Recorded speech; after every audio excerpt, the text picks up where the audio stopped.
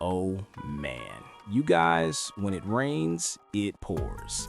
Additionally, Drake is currently experiencing a deluge of rain. As I informed you a few days ago, everyone is finally coming out of the woods to celebrate Drake's triumph because the judge rejected his UMG defamation lawsuit. The DJ head claimed that they attempted to rig the game, but you can't fake influence after Kendrick Lamar's childhood friend hit a J3 and dubbed Drake a whiner. He continued by illustrating just how absurd the case was. The Rock is by far the largest character in the game, he claimed. What if you discovered that he doesn't write his own bars? Nobody is interested. John Cena then observes him on the mic and in the ring years later. Imagine The Rock deciding to sue WWE for anything that Cena did because he is so privileged in his position. Imagine the story going like this. He's fighting for the rights of all wrestlers and people are behind it. The same individuals who first backed the idiocy are now furious because they have discovered that wrestling isn't real and that The Rock is not like us after his case is dismissed. Now, don't misunderstand you people. There are still many other artists in the industry who support Drake. People like 50 Cent, who we frequently witness making fun of people whenever they lose a legal battle. 50 has not yet responded. Joe Budden nevertheless went in on Drake despite that. Now, considering their lengthy history of conflict, particularly in light of Drake's recent song, in which he branded them a dick sucker, you may be sure that Joe views this as a personal triumph. Episode 868 of the Joe Budden Podcast airs today. Make sure to listen to it on Spotify or Apple Music. Joe begins it precisely as you might anticipate by referring to Drake. This is his statement. Evening, somewhere around 6 or 7 o'clock, it was finally confirmed. The news broke that Drake's a bitch. I'm about to come in here and fucking word me to That was death. easy. Yeah. That's the point. Oh, he went to court, he lost. The same shit that I told y'all 11 months ago rang true yesterday at around 6 o'clock. The courts were on the side of hip-hop, man. Some tweet was going around that said Drake lost the nigga way and the white way. That was a good one. That's a great tweet. And people just started having fun with this. Now, back to the facts. Mark, take it away. I mean, you basically nailed it. I mean, Judge basically said the same thing. I mean, in more complicated language. Get the fuck out of here. Yeah, that's basically what the judge said. He said that this was... Basically, he was saying this isn't... Non-actionable offense. Yes, non-actionable, meaning you can't take legal action on this because it wasn't defamation, the judge ruled. He said that this was an opinion. And he said there was no way that someone reasonably would hear that song and think that Kendrick Lamar was stating facts about Drake being was his opinion, and therefore you couldn't sue, and he threw the case out. So the case... We now know that Ish has been having a great time with Drake ever since this case began. If you listen to the podcast, you are already aware of how Ish breaks it up whenever the case is mentioned. Ish boldly asserted that Universal intended to exact revenge on Drake, and, somewhat surprisingly, Joe concurred with him. What they said is as follows. Yo, dog, a lot of this shit be based on these people putting you in your fucking place, saying, yo, I don't want nobody else to come follow suit and think that they could do that too. But see, I think the lawsuit in this does case, that. he's I think still the in fact that his he place. lost, they don't have to do it. I think if he wins, they might punish him. I think if he lost, it's like... I think they're gonna punish that nigga. How dare that's you? why the punishment is coming. How dare you? The punishment is coming. How dare you? We have not seen the punishment yet. I agree with everything that Ish said. Like, great, y'all are coming from the Drake angle, but UMG is coming from the we own 65-70% of the market music. shit. We own this shit. Yeah. Mm-hmm. You can't just listen. Back in my day, you couldn't just do shit to the label without fearing the repercussion from the label. Sure. So when you think that he could do all of that to Universal? Yeah. And Universal just say, oh, well, we want glad to still have them. Back to business as usual. If I can make another $1 billion off you, I'm gonna make the other $1 billion. They got enough billions. Though. I'm going to make the billion anyway. No such thing. That goes against corporate behavior that you're talking about. No one's like, oh, I got enough money in the corporate world, especially when there's stockholders at play. True.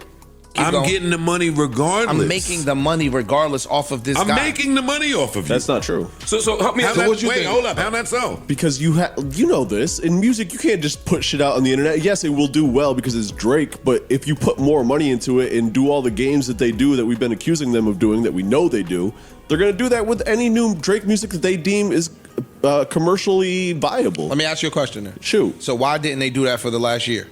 What you mean? Drake has put out some songs that old Drake would have moved and they would have shot up the charts. Why didn't they do that the last year? If it's still, hold up, let me finish my question. Because it's still going to be profitable for them. It still would be in their best interest financially to push some of them songs that he put out. If he put some of them songs out 4 years ago, them shits would have went. I disagree, and we did see them do that with Nokia. This is what all of y'all say that are the music aficionados. That if you put out something that's, let's say, an 8, a 7. Okay. When they put the machine behind your 7, it turns your 7 into a 10. Okay. That's just what all of y'all say and y'all all have agreed upon. So if Drake is still Drake, that don't make 10s no more, even if he making 7.5 music, with the universal bump, it's gonna be a 10. And they gonna be making mad bread. That's what y'all have said for the last 4 years I've been on this podcast. It's the difference between Nokia and God's Plan. It's the difference between Nokia and Hotline Bling. You will see the difference in the label being with you, lock and key, and the label not being with you. We'll see. I'm not we'll disagree. see. I'm trying to understand. So not being with you, lock and key means less marketing, or is it algorithm game? What is the thing that they won't do? It means less of all of it. Okay. It means less of everything. And the funny part that you're saying that, to me, this is my opinion, is that is what he was saying with regards to They Not Like Us.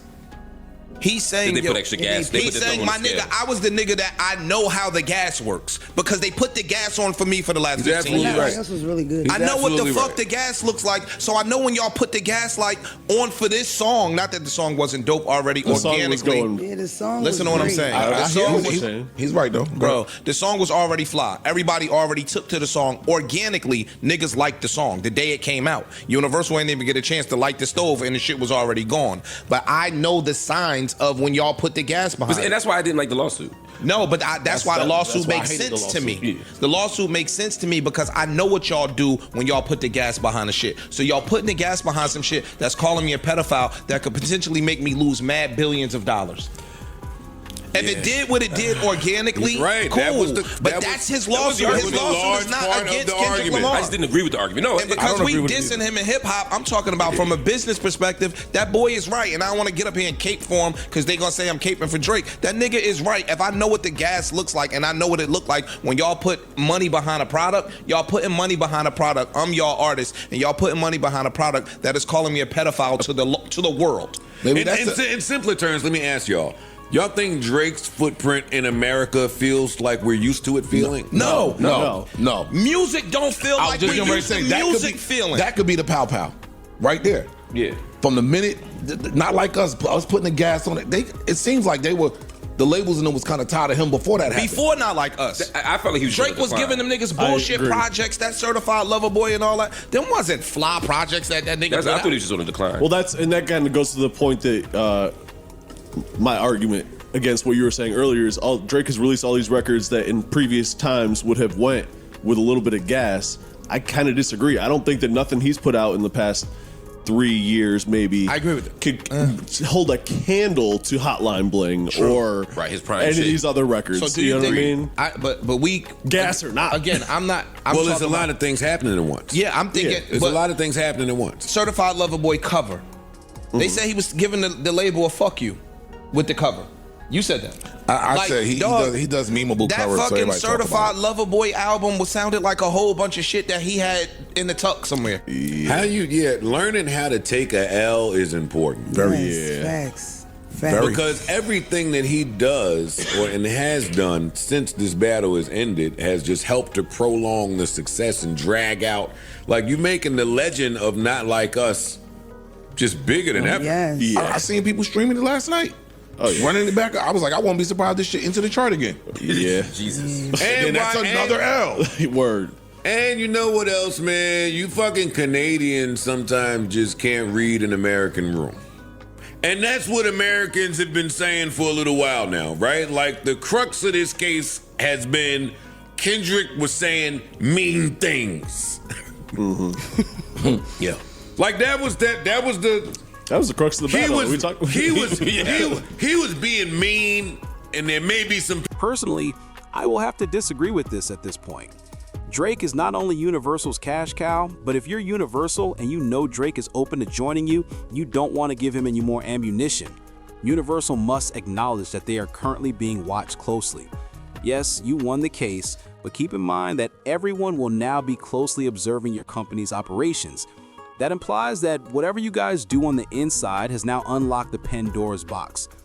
Other artists have signed with Universal besides Drake. They have an entire roster contracted by Universal.